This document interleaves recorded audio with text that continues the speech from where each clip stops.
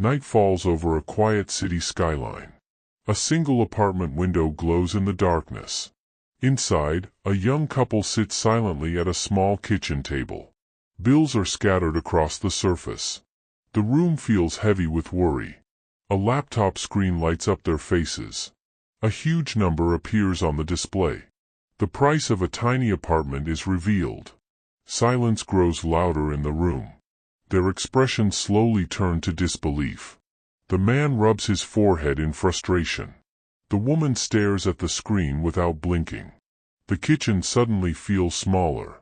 The dream of owning a home slips away. Anxiety fills the space. The number feels impossible. $600,000 for a basic apartment. Not luxury. Not a mansion. Just a place to live. The question hangs silently in the air. He whispers a quiet question. How is this even possible? The city lights flicker outside the window. Life continues outside. But inside, everything feels frozen. 30 years ago, this home cost less than a car. The difference feels unreal. Something changed. Something massive. And most people never noticed. What if homes didn't become expensive? What if money became cheap instead? The idea sounds strange at first.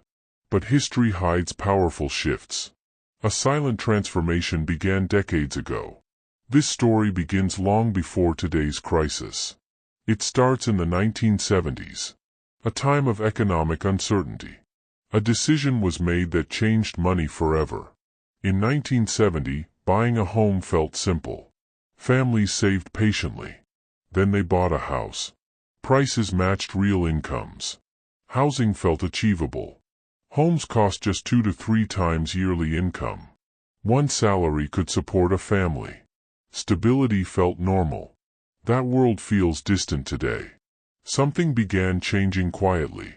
It didn't look dramatic at first. No explosions. No headlines. Just a shift deep inside the global financial system. In 1971, the global money system changed forever. A decision reshaped economies worldwide. Most people didn't notice it happening. But its effects would last generations. Before this moment, money was tied to gold. Governments couldn't create unlimited currency. Every dollar had limits. Money was constrained by reality. Then those limits disappeared. Money no longer needed gold backing. It became fiat. Money now existed because government said it did.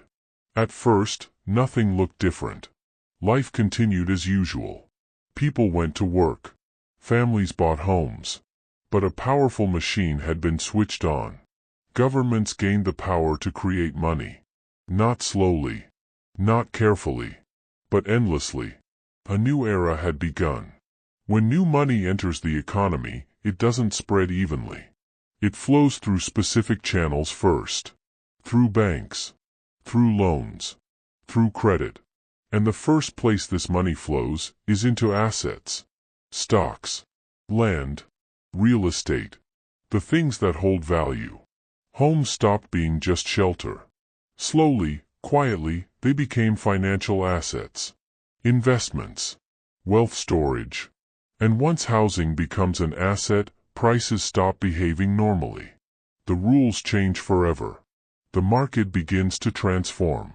Imagine housing like a balloon. Slowly, air begins filling it. At first, nobody notices the expansion. The change feels harmless. But pressure is quietly building. Every new loan pumps more air into the system. Every mortgage increases demand. Prices rise gently at first. Then momentum takes over. Rising prices create excitement. People feel richer. Homeowners celebrate growing equity.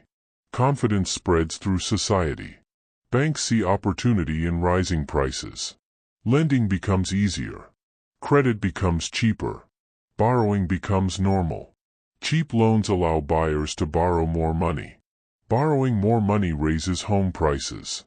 Higher prices justify larger loans. A powerful feedback loop begins. The housing market slowly transforms. Shelter becomes an investment strategy. Homes become wealth machines. The purpose of housing changes.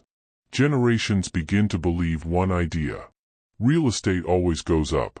It feels safe. It feels inevitable. The belief spreads everywhere. Belief fuels demand. Demand fuels price growth. Rising prices reinforce belief. The cycle strengthens every year. By the early 2000s, the balloon was huge. Prices had soared worldwide. The system looked unstoppable.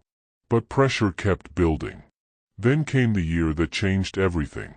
2008, the moment the housing bubble burst. The housing bubble finally burst. Home prices began collapsing rapidly. Panic spread through financial markets. Fear replaced confidence overnight. Banks began to fail. Mortgage defaults surged. Millions of families faced foreclosure. The dream of homeownership turned into a nightmare. Entire neighborhoods changed overnight. Empty homes lined quiet streets. Silence replaced community. The crisis had arrived. Financial institutions collapsed one by one. Global markets trembled. Trust in the system disappeared. The world held its breath. It looked like housing would finally become affordable again. Prices were falling fast. The bubble had popped. Hope briefly returned. But governments feared something worse. A total economic collapse. They had to act fast. And their solution changed housing forever. Interest rates were slashed to near zero. Borrowing money became incredibly cheap. The cost of loans dropped dramatically. The financial world shifted again. Central banks began printing trillions of dollars. Money flooded global markets. The largest financial experiment in history had begun. This policy was called quantitative easing. Few people understood it. But its effects would reach everyone. Quietly and powerfully. Suddenly, saving money made no sense. Bank accounts paid almost nothing. Bonds paid almost nothing. Cash began losing value. Investors faced a new problem. Safe savings stopped growing. Traditional investments felt useless. Wealth needed a new home.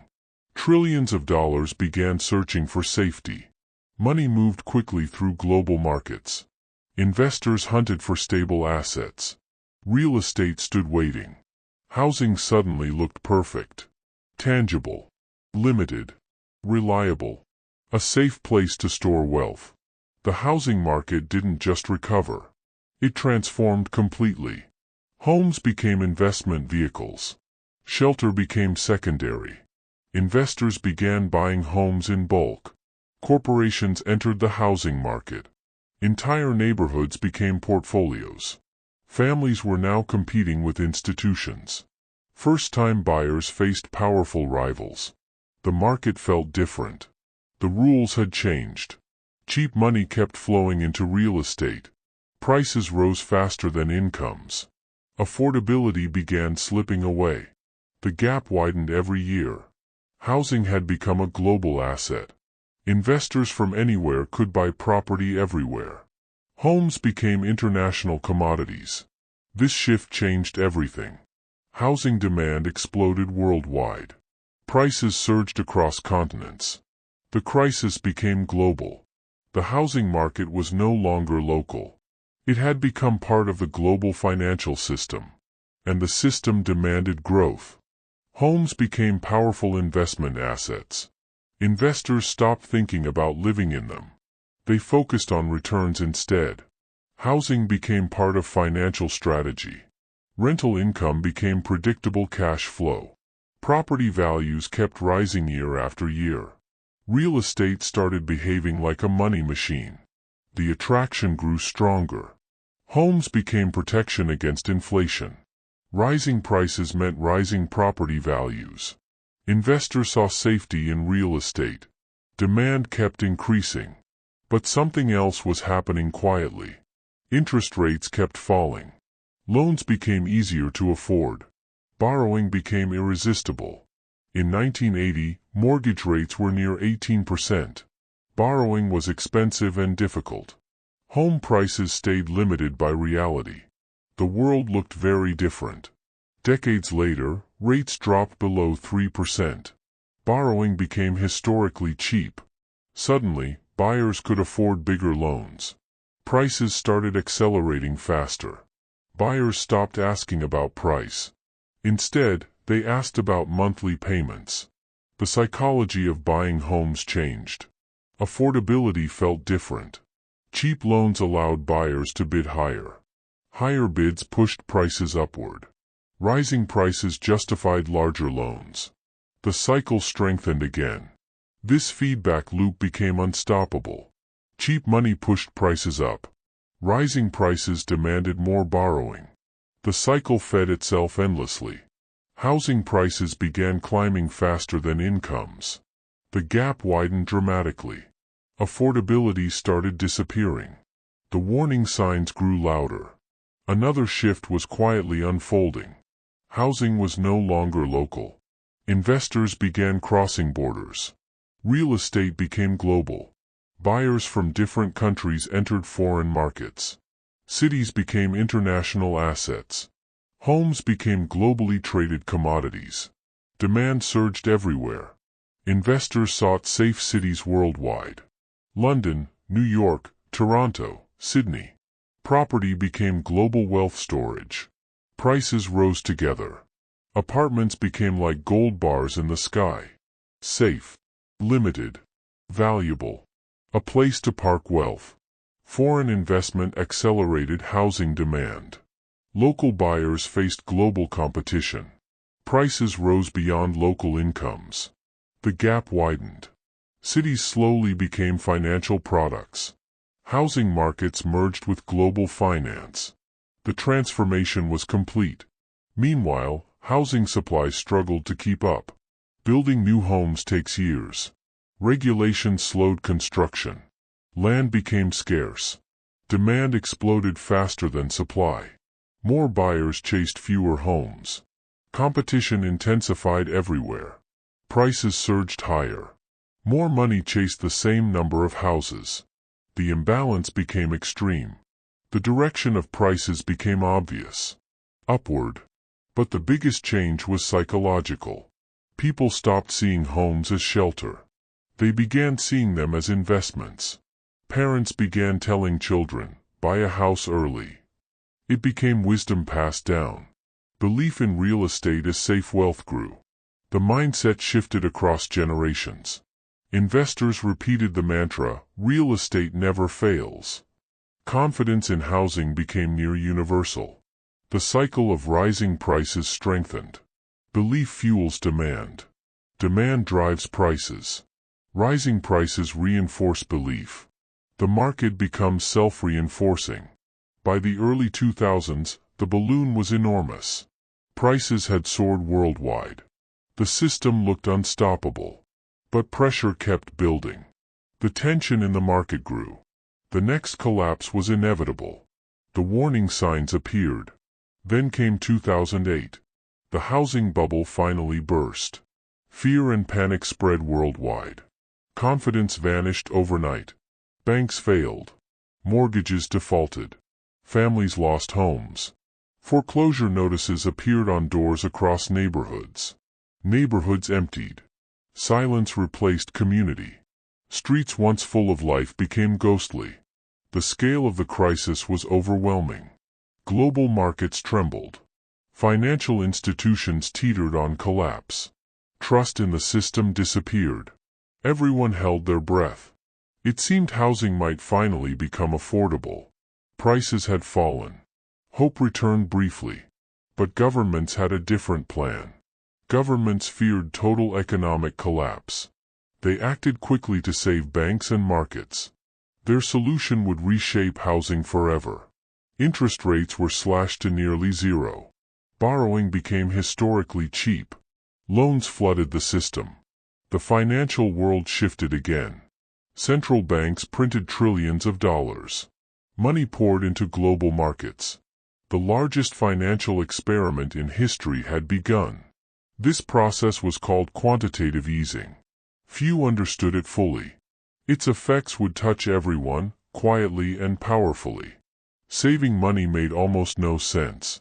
Bank accounts yielded near zero. Bonds barely grew. Cash began losing value. Investors needed alternatives. Safe assets were scarce. Real estate emerged as the most reliable option. Trillions of dollars flowed into housing. Money chased homes globally. Investors sought safety in physical assets. Homes didn't just recover after 2008. They transformed. Shelter became secondary. Real estate became investment first.